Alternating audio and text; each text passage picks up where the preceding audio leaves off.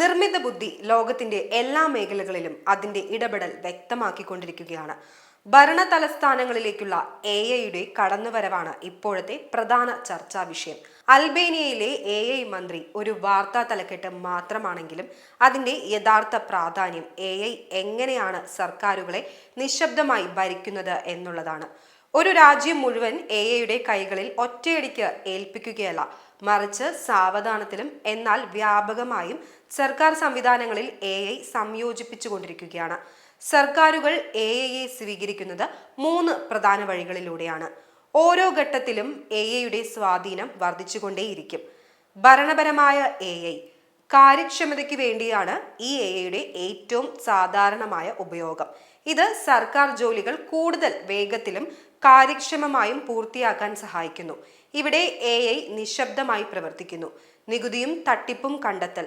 America, Canada, Italy, India തുടങ്ങിയ രാജ്യങ്ങളിലെ നികുതി വകുപ്പുകൾ നികുതി വെട്ടിപ്പും തട്ടിപ്പും കണ്ടെത്താൻ AI ഉപയോഗിക്കുന്നു. ഉദാഹരണത്തിന് ഫ്രാൻസിൽ ഡ്രോൺ ചിത്രങ്ങൾ ഉപയോഗിച്ച് പ്രഖ്യാപിക്കാത്ത നീന്തൽക്കുളങ്ങൾ കണ്ടെത്തി ഉടമകൾക്ക് നികുതി ചുമത്താൻ AI സഹായിക്കുന്നു. പൊതുജന സേവനം. ലാത്വിയ, എസ്റ്റോണിയ തുടങ്ങിയ രാജ്യങ്ങൾ AI ചാറ്റ്ബോട്ടുകൾ ഉപയോഗിച്ച് പൊതുജനങ്ങളുടെ ചോദ്യങ്ങൾക്ക് ഉത്തരം നൽകുന്നു. ഇത് സർക്കാർ ജീവനക്കാരുടെ ഭാരം കുറയ്ക്കുന്നു. Case management. റൊമാനിയയിലെ കർഷകർക്ക് EU ഫണ്ട് വേഗത്തിൽ ലഭിക്കാൻ AI രേഖകൾ വേഗത്തിൽ കൈകാര്യം ചെയ്യുന്നു. ഡെൻമാർക്കിലും ദക്ഷിണ കൊറിയയിലും AI ഉപയോഗിച്ച് ക്ഷേമ പദ്ധതികൾക്ക് അർഹരായവരെ കണ്ടെത്തുന്നു. ഈ ഘട്ടത്തിൽ AI അന്തിമ തീരുമാനമെടുക്കുന്നില്ല, പകരം വിവരങ്ങൾ വേഗത്തിൽ കൈകാര്യം ചെയ്യുകയും പ്രശ്നങ്ങൾ ചൂണ്ടിക്കാണിക്കുകയും മാത്രം ചെയ്യുന്നു. തീരുമാനമെടുക്കാൻ സഹായിക്കുന്ന AI. നിർണായകമായ സ്വാധീനം. AI കൂടുതൽ വികസിതമായപ്പോൾ അത് ലളിതമായ ഓട്ടോമേഷനിൽ നിന്ന് പ്രധാനപ്പെട്ട തീരുമാനങ്ങളെ സ്വാധീനിക്കുന്ന നിലയിലേക്ക് വളർന്നു.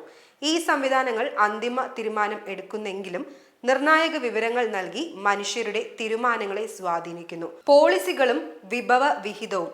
സിംഗപ്പൂർ, ജപ്പാൻ തുടങ്ങിയ രാജ്യങ്ങൾ AI ഉപയോഗിച്ച് ഡാറ്റ വിശകലനം ചെയ്ത് ഏത് പൗരന്മാർക്ക് ഭാവിയിൽ ആരോഗ്യപരമായ സഹായം ആവശ്യമായി വരും എന്ന് പ്രവചിക്കുന്നു. ക്രമസമാധാന പാലനം. കുറ്റകൃത്യങ്ങൾ സംഭവിക്കാൻ സാധ്യതയുള്ള സ്ഥലങ്ങൾ കണ്ടെത്താൻ AI ഉപയോഗിക്കുന്ന സംവിധാനങ്ങൾ നിലവിലുണ്ട്.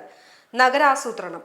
AI ഉപയോഗിച്ച് ട്രാഫിക് പാറ്റേണുകൾ വിശകലനം ചെയ്ത് പൊതുഗതാഗതം കൂടുതൽ മികച്ചതാക്കുന്നു. ഈ ഘട്ടത്തിൽ AI ഒരു വിശ്വസ്തനായ ഉപദേശകന്റെ റോളിലാണ്. മനുഷ്യൻ ഇപ്പോഴും തീരുമാനമെടുക്കുന്നതിൽ ഉണ്ടെങ്കിലും AI സ്വാധീനം വളരെ വലുതാണ്. അധികാരിയായ AI. നിയമപരമായ തീരുമാനം എടുക്കുന്ന അവസ്ഥ. ഇതാണ് ഏറ്റവും വിവാദപരമായ ഘട്ടം. കാരണം AI ഒരു തീരുമാനമെടുക്കാൻ തുടങ്ങുന്നു. അൽബേനിയയിലെ AI മന്ത്രിയായ ഡിയല്ല ഇതിന് ഉദാഹരണമാണ്. കരാറുകളും സംഭരണവും. അഴിമതിക്ക് പേരുകേട്ട സർക്കാർ കരാറുകൾ വിതരണം ചെയ്യുന്ന ചുമതല ഡിഎൽഎയെ ഏൽപ്പിച്ചിരിക്കുന്നു. മനുഷ്യന്റെ ഇടപെടലില്ലാതെ കരാറുകൾ നൽകുന്നതിലൂടെ അഴിമതി പൂർണ്ണമായും ഇല്ലാതാക്കുന്നു എന്നതാണ് ലക്ഷ്യം. ഉത്തരവാദിത്വവും നിയമപരവുമായ പ്രശ്നങ്ങളും. ഒരു AI തെറ്റായ തീരുമാനം എടുത്താൽ ആർക്കാണ് ഉത്തരവാദിത്തം? ഒരു തട്ടിപ്പ് കമ്പനിക്ക് കരാർ നൽകിയാൽ ആർക്കെതിരെയാണ് നിയമ നടപടി സ്വീകരിക്കേണ്ടത്? ഒരു അൽഗോരിതത്തിനെതിരെ നിയമ നടപടി സ്വീകരിക്കുന്നതിന് വ്യക്തമായ നിയമങ്ങളില്ല. പക്ഷപാതവും സ്വാധീനവും. AI പരിശീലനം നേടുന്നത് പഴയ ഡാറ്റ ഉപയോഗിച്ചാണ്. കഴിഞ്ഞകാല കരാറുകളിൽ അഴിമതി ഉണ്ടായിരുന്നുവെങ്കിൽ അതേ പക്ഷപാതങ്ങൾ AI ആവർത്തിക്കാൻ സാധ്യതയുണ്ട്. AI ഭരണപരവും തീരുമാനമെടുക്കാൻ സഹായിക്കുന്നതുമായ റോളുകൾക്ക് വ്യാപകമായ അംഗീകാരം ലഭിക്കുന്നുണ്ട്. എന്നാൽ ഒരു AIക്ക് അന്തിമ അധികാരം നൽകുന്നത് വലിയ ചോദ്യങ്ങൾക്കും അപകട സാധ്യതകൾക്കും വഴിവെക്കുന്നു. സർക്കാരുകളുടെ ഈ നിശബ്ദമായ ഏറ്റെടുക്കൽ ഓരോ കോഡ് വരികളിലൂടെയും രാജ്യങ്ങളെ ഭരിക്കുന്ന രീതിയെ മാറ്റിക്കൊണ്ടിരിക്കുകയാണ്. വരും കാലങ്ങളിൽ നമ്മെ പൂർണ്ണമായും AI ഭരിക്കുന്ന കാലം യാഥാർത്ഥ്യമാവുമോ എന്നതാണ് ഇപ്പോൾ ഉയരുന്ന പ്രധാന ചോദ്യം.